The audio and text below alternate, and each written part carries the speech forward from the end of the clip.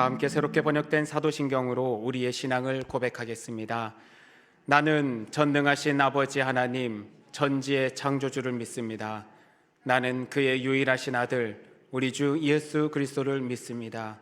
그는 성령으로 잉태되어 동정녀 마리아에게서 나시고 본디오 빌라도에게 고난을 받아 십자가에 못 박혀 죽으시고 장사된 지 사흘 만에 죽은 자 가운데서 다시 살아나셨으며 하늘에 오르시어 전능하신 아버지 하나님 우편에 앉아 계시다가 거기로부터 살아있는 자와 죽은 자를 심판하러 오십니다. 나는 성령을 믿으며 거룩한 공교회와 성도의 교제와 죄를 용서받는 것과 몸의 부활과 영생을 믿습니다. 아멘.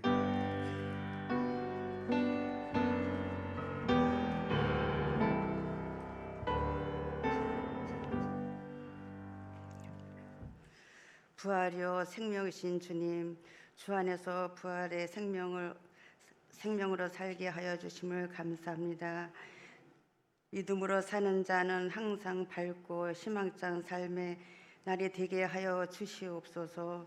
사랑과 자비하신 하나님 아버지, 하나님께 영광과 찬송을 올려드리오니 참 감사합니다.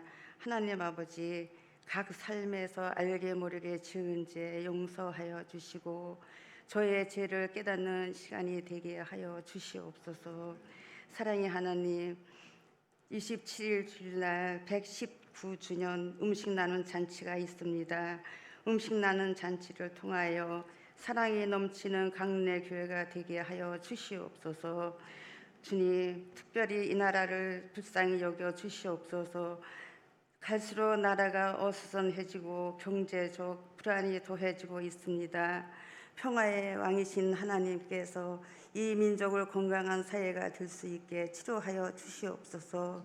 무거운 짐진들아 다 내게로 오라 하신 주님, 무거운 짐을 다 내려놓고 마음의 문을 활짝 열어 하나님 말씀 가득 채울 수 있는 시간이 되게 하여 주시옵소서. 사랑의 주님, 가정의 어려운 문제와 경제적인 문제, 또 병마와 싸우고 있는 고통받는 있는 자, 주님 부활의 손으로 어루만져 주셔 깨끗한 치료를 하여 주시옵소서. 저의 삶을 주님 앞에 다 맡기고 사는 저희들이 되게 하여 주시옵소서. 말씀을 전하시는 목사님과 함께 하사 성령으로 충만한 허락하여 주시옵소서. 성가대와 찬양이 기쁘게 흥하시고 우리 예배를 기쁘게 받아 주시옵소서. 저희 마음까지 아시는 주님, 예수 그리스도의 이름으로 기도드렸옵나이다. 아멘.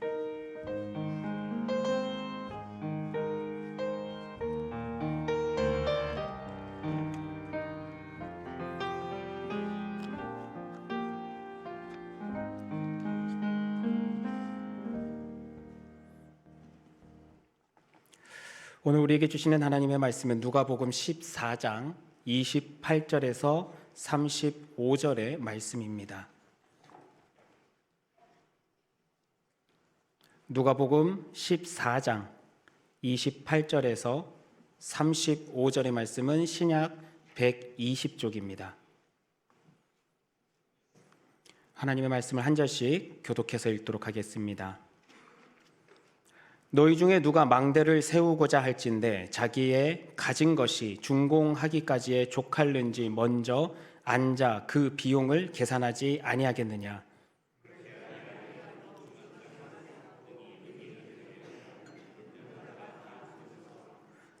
이르되 이 사람이 공사를 시작하고 능히 이루지 못하였다 하리라.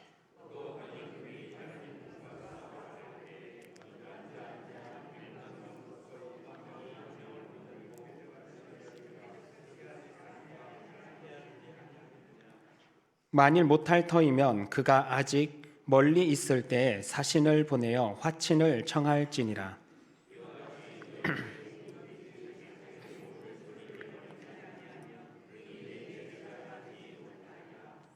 소금이 좋은 것이나 소금도 만일 그 맛을 잃으면 무엇으로 짜게 하리요. 땅에도 거름에도 쓸데없어 내버리느니라. 들을 귀가 있는 자는 들을지어다 하시니라. 아멘.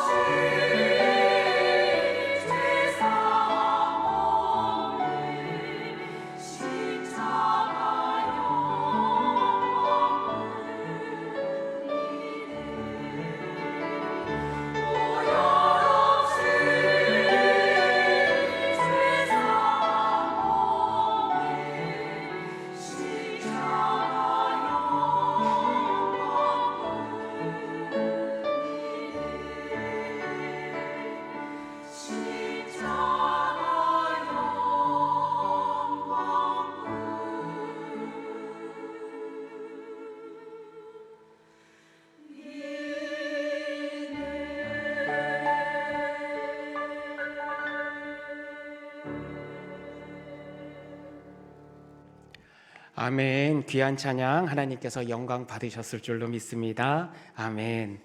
제가 순서 가운데 교회 소식 전달하는 순서를 잊었습니다. 교회 가운데 저희가 지금 음식 나눔 큰 잔치를 준비하고 있습니다. 다시 한번 말씀드립니다. 요 초대장을 잘 활용하여 주셔서 많은 분들을 초청해 주시고 또 좋은 시간 가질 수 있도록 준비해 주시기를 부탁을 드립니다. 그리고 다음 주는 부활주일입니다. 부활주일 예배를 잘 준비해서 함께 참여해 주시기를 바라겠습니다. 다른 교회 소식은 주보를 참고해 주시기 바랍니다. 건축 헌금 드렸습니다. 그리고 주정 헌금 드렸습니다. 잠시 기도하겠습니다.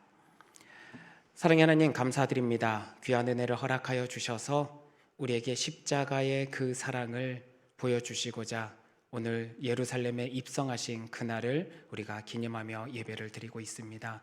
오늘 이 시간 가운데 예수님의 그 사랑을 다시금 온전하게 회복할 수 있게 도와주시고 말씀을 통하여 귀한 은혜 받을 수 있도록 도와주시옵소서. 또한 빈손으로 오지 않고 귀한 예물 드린 손길들도 많이들 있습니다. 모두에게 귀한 주님의 은혜로 가득 채워주시옵소서. 감사드리며 살아계신 우리 주 예수님 이름으로 기도드립니다. 아멘. 제 오늘 설교 본문 제일 첫 줄이 꽃이 예쁘게 핀 좋은 계절입니다 였는데 아주 밖에 비가 오고 눈이 오고 해가 뜨고 비가 오고 눈이 오고 아주 난리가 났습니다.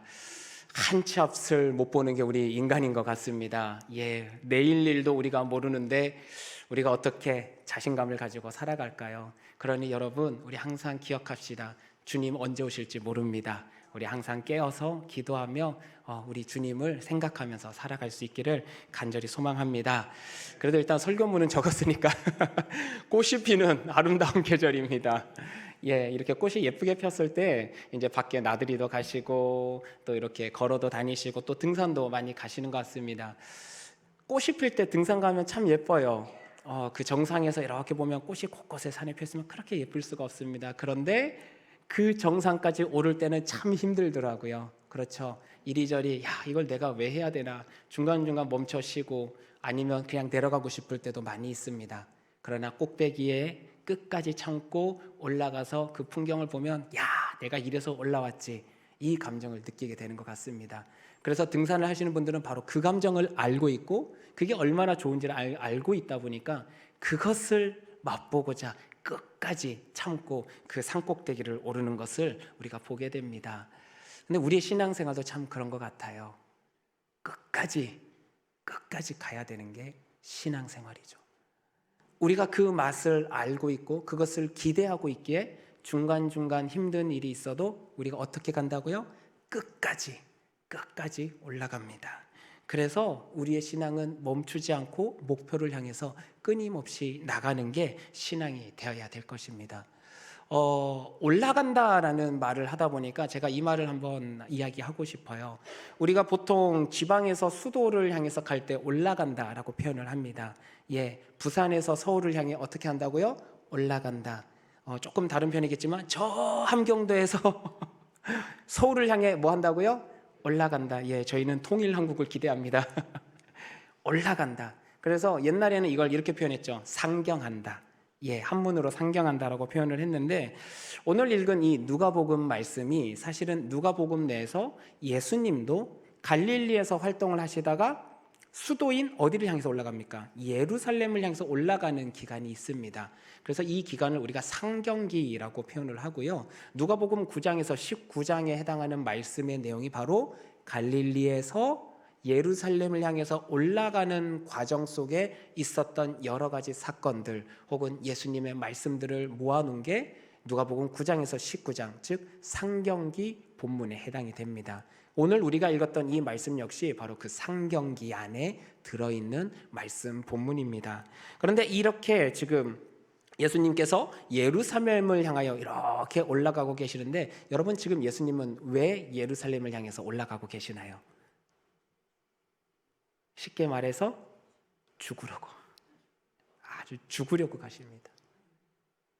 여러분, 우리 예수님 예루살렘에 올라간데 어떤 부귀영화를 누리는 게 아니라 뭐 하러 가신다고요?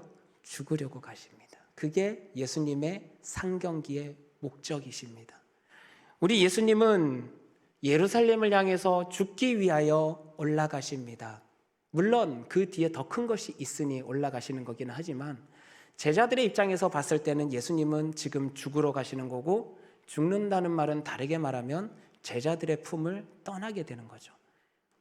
어제까지도 우리 옆에서 우리에게 귀한 말씀을 전해주시고 기적을 보여주시던 예수님이 하루아침에 떠나게 되는 그 상황이 오게 되면 제자들은 어떻게 올까요?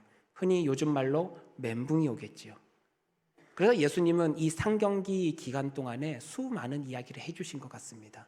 바로 자신이 사랑하는 제자들 품을 떠나야 되는, 그 곁을 떠나고 난 이후에 제자들이 그 모든 상황 속에서 무너지지 않기를 원하셔서 끊임없이 그들이 제자로서의 삶을 살아갈 수 있도록 그들을 격려해주고 그들이 알아야 될 것들을 알게 하시고 그들이 경험해야 될 것을 경험하게 하시는 게 바로 이 상경기 기간 동안에 예수님의 사역의 목적이 아닐까 생각이 됩니다.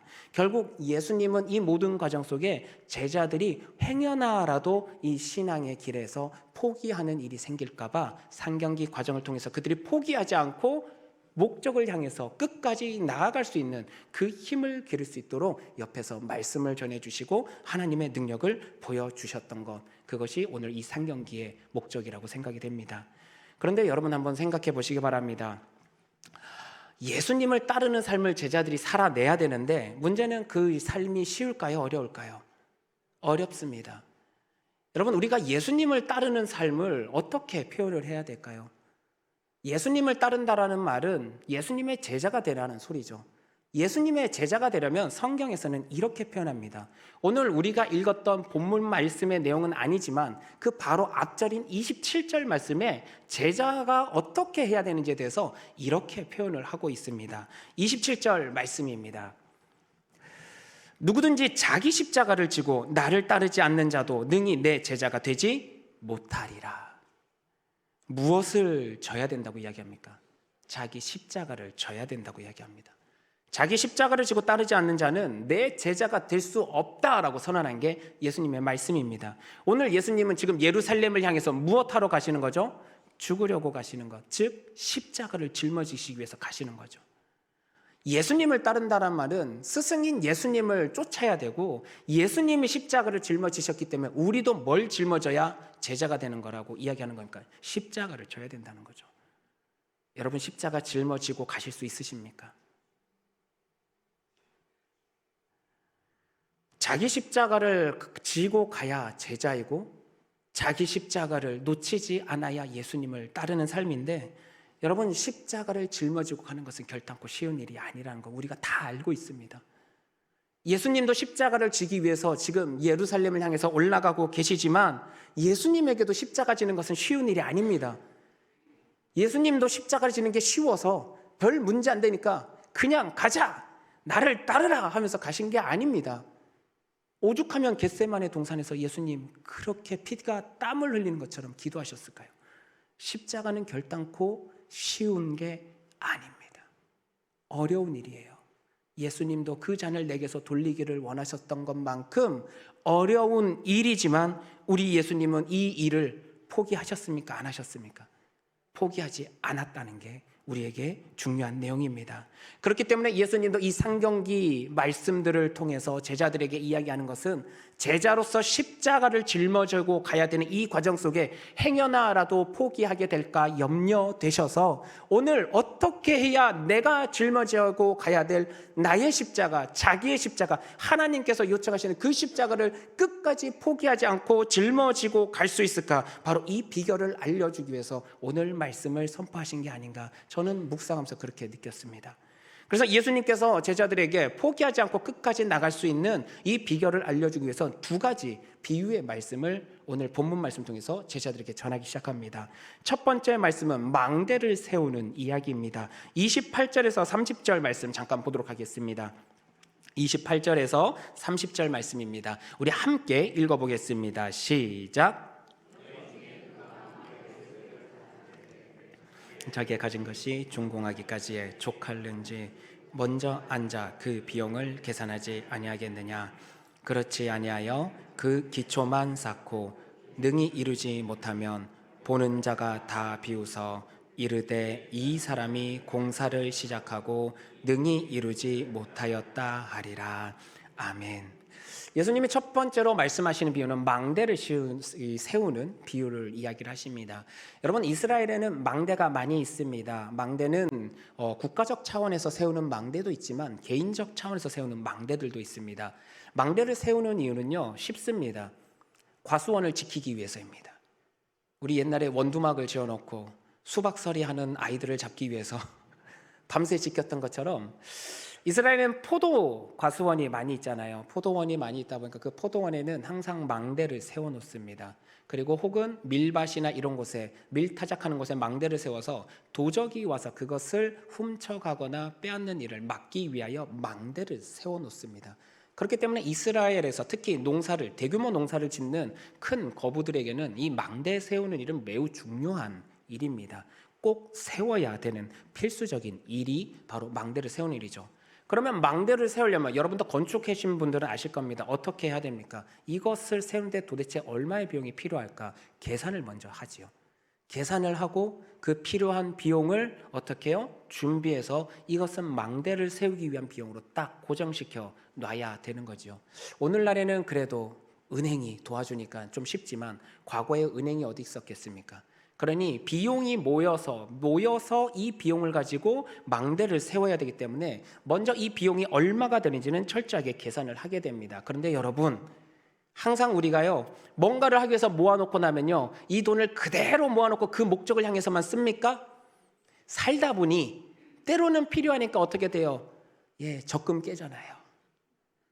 이거 우리 아들 대학 갈 때 쓸 건데 일단 급하니까 깨서 일단 쓰고, 이거 우리 딸 시집 갈 때 써야 되는 돈인데 일단 급하니까 깨서 쓰고. 여러분, 그렇게 해서 결국은 그 비용이 남을까요? 안 남을까요?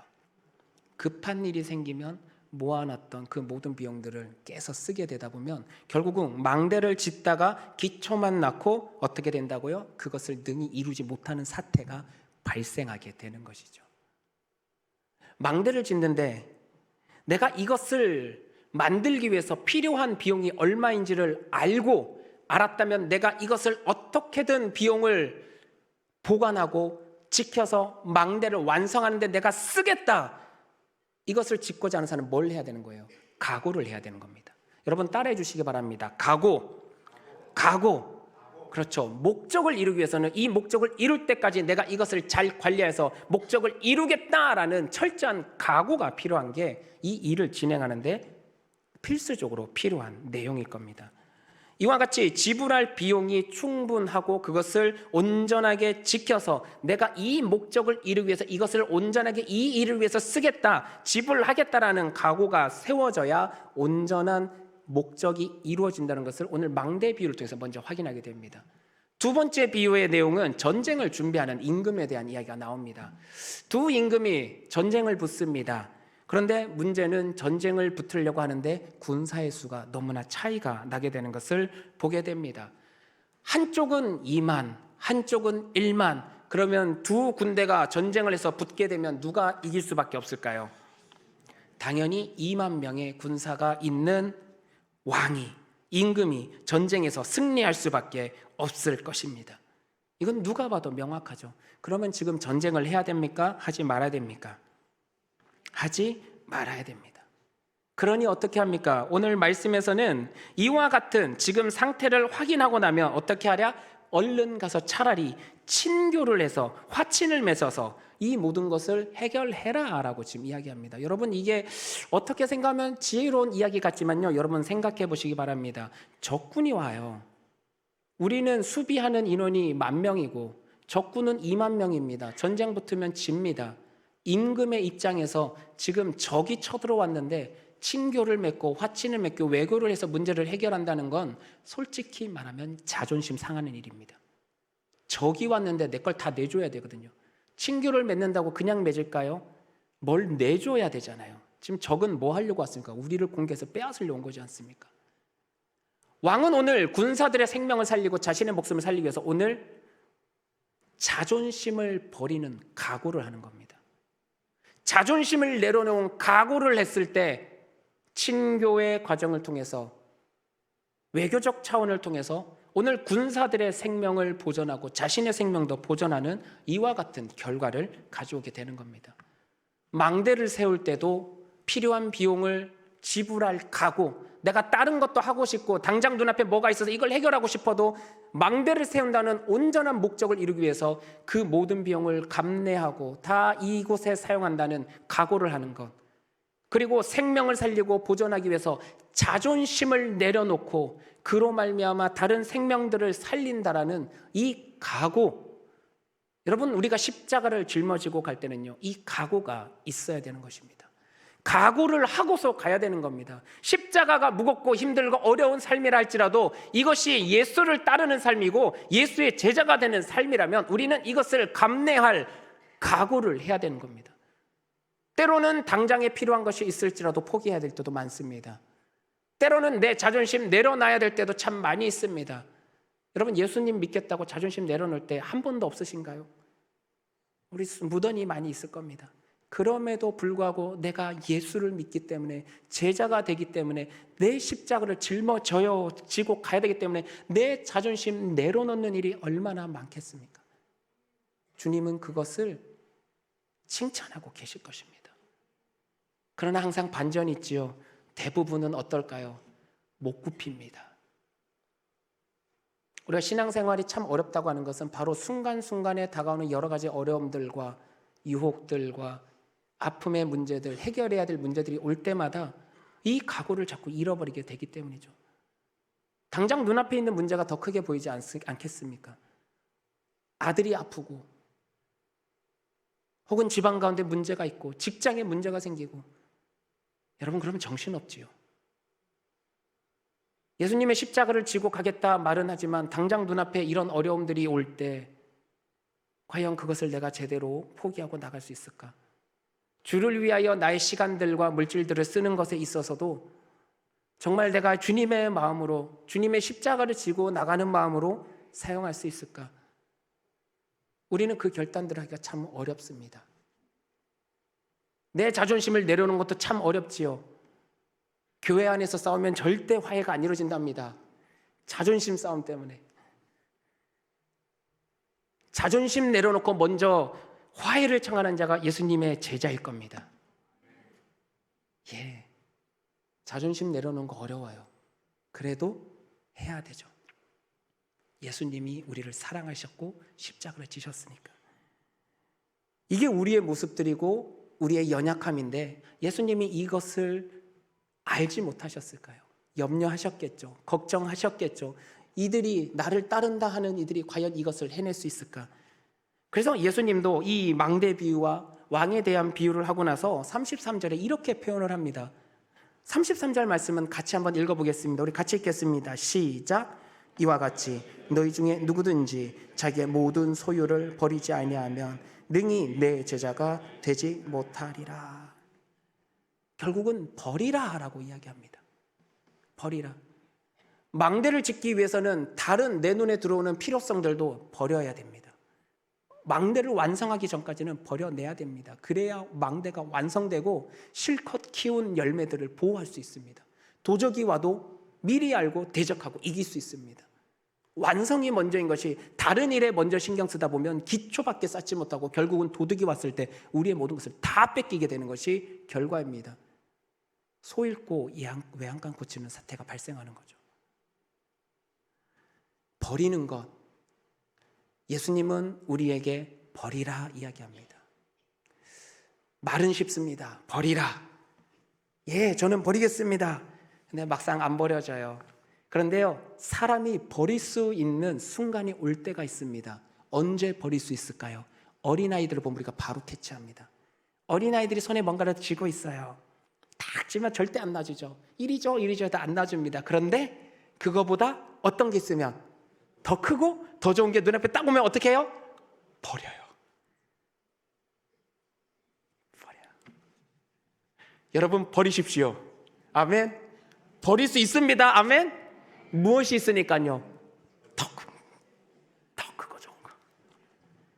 예수님 이거 말하고 싶은 거예요. 제자가 되는 길은 힘들고 어렵고 십자가를 지니까 힘들고 너희가 가진 것들도 버려야 되고 자존심도 버리고 그거 하기 참 힘들 건데 기억해라. 더 큰 게 있다. 더 좋은 게 있다. 끝에 가면 더 크고 좋은 게 너희에게 주어진다라는 것을 우리에게 알려주고 계신 겁니다.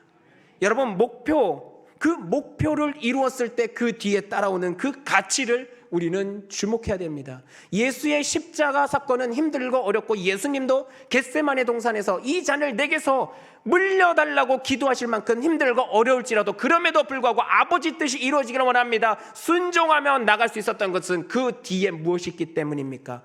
부활과 승리가 있기 때문이죠. 더 큰 하나님의 나라가 있기 때문입니다. 하나님의 그 승리의 역사가, 그 귀한 하나님 나라의 가치가 예수님 눈앞에는 보이기 때문에 오늘 이 십자가를 짊어갈 수 있는 것이죠. 이 하나님의 나라를 통해서 예수 그리스도의 부활의 승리를 통해서 수많은 영혼들이 살아날 것을 알고 있기 때문에 예수님의 그 크신 가치, 더 큰 게 있으니까 과감하게 지금 그 생명을 버릴 수 있었던 거거든요. 예수님은 제자들에게 이것을 이야기합니다. 너희에게 더 큰 것이 있으니까 버려라. 버리고 자기 십자가를 지고 가라. 끝까지 가면 무엇이 있다고요? 더 큰 가치, 하나님의 나라가 우리에게 있다는 것을 예수님께서는 알려주시고 계시는 것입니다. 우리가 이 사실을 잊지 않고 살아가면 우리는 세상 가운데 빛과 소금의 역할을 감당할 것입니다. 더 큰 가치가 있다는 것을 알기 때문에 끝까지 포기하지 않고 자기 십자가를 짊어가면, 예수님의 십자가를 짊어가면 우리 몸에는 무슨 맛밖에 안 날 겁니다. 무슨 맛이 나겠습니까? 예수의 짠맛밖에 더 나겠습니까? 십자가 짊어지고 가운데 무슨 세상의 부귀영화의 맛이 나겠습니까? 예수의 십자가 보혈의 맛밖에 더 나겠습니까? 34절 말씀 한번 볼까요? 34절 말씀에 뭐라고 이야기하고 있습니까? 소금이 좋은 것이나 소금도 만일 그 맛을 잃으면 무엇으로 짜게 하리요? 그리스도인들이 분명 좋지만 그 안에 예수의 이 십자가, 예수의 십자가 보혈의 맛을 잃어버리게 되면 더 이상 맛을 잃으면 그 어떤 것으로도 짜게 하는, 부패를 막고 맛을 내게 하고 귀하게 쓰일 수 있는 그 소금으로서의 가치는 다 잃어버리는 겁니다. 여러분, 우리가 몸은 교회에 와 있어도 예수의 십자가를 짊어지는 신앙생활을 하지 않고 살아가면 우리 가운데 예수의 짠맛은 날까요, 안 날까요? 이렇게 한번 툭 찔러도 예수의 그 짠맛이 여러분에게 흘러나오기를 간절히 소망합니다. 우리가 이 맛을 잃어버리지 않을 때 우리는 끝까지 주님의 그 목표점을 향해서 나아갈 수 있을 것이고, 나아갔을 때 더 큰 가치, 하나님께서 예비해 놓으신 그 가치가 우리에게 주어질 겁니다. 아니, 포기하지 않고 십자가를 짊어지고 가는 그 순간에 이미 우리는 그 짠맛을 통하여 예수의, 하나님께서 주신 그 귀한 가치가 이미 우리와 공유되고 있다는 것을 우리가 잊지 않았으면 좋겠습니다. 이와 같이 하나님의 은혜를 알고 그 목표를 알고 그 귀한 가치를 알기 때문에 우리는 끝까지 예수의 십자가를 짊어지고 갈 수 있는 것이며, 그로 말미암아 이 땅에서 예수쟁이 소리 들으면서 우리는 살아갈 수 있습니다.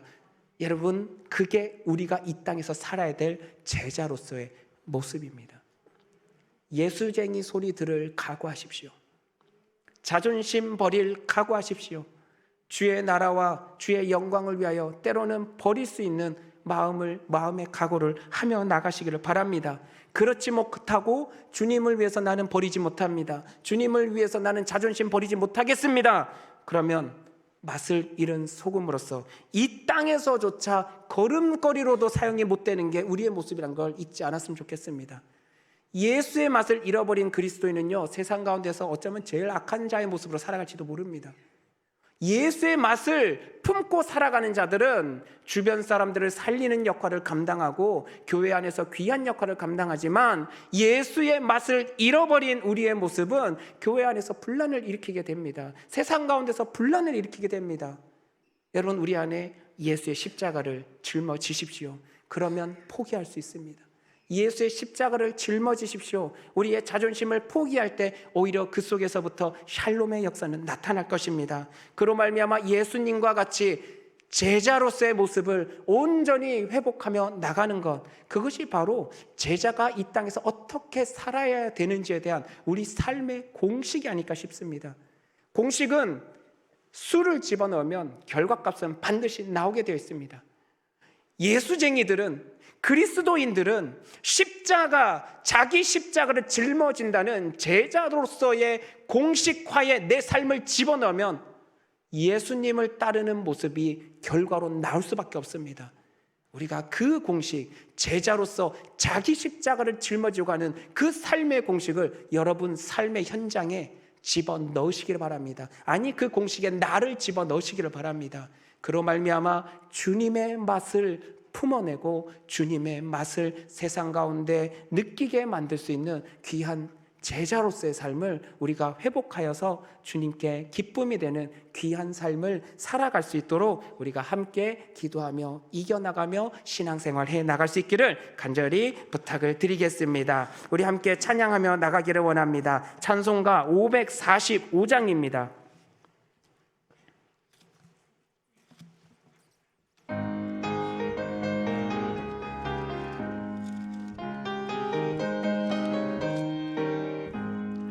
이 눈에 아무 증거 아니 배여도 믿음만을 가지고 손을 걸으며, 이 귀에 아무 소리 아니 들려도 하나님의 약속 위에 서리라.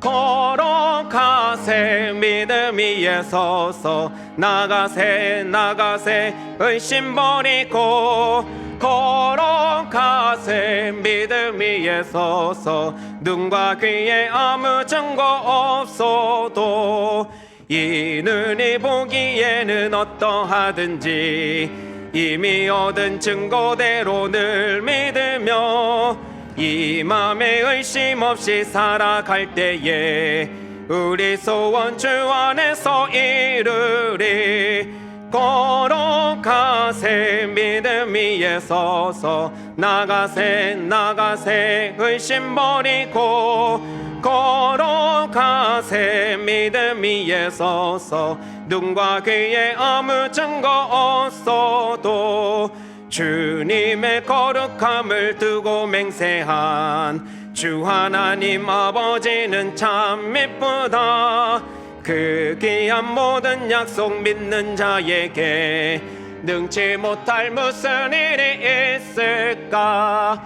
걸어가세 믿음 위에 서서 나가세 나가세 의심 버리고 걸어가세 믿음 위에 서서 눈과 귀에 아무 증거 걸어가세 믿음 위에 걸어가세 믿음 위에 서서 나가세 나가세 의심 버리고 걸어가세 믿음 위에 서서 눈과 귀에 아무 증거 없어도. 기도하겠습니다. 사랑의 주님 감사합니다. 오늘도 다시금 주님의 제자로서 우리가 짊어지고 가야 될 십자가를 짊어지고 가기를 원합니다.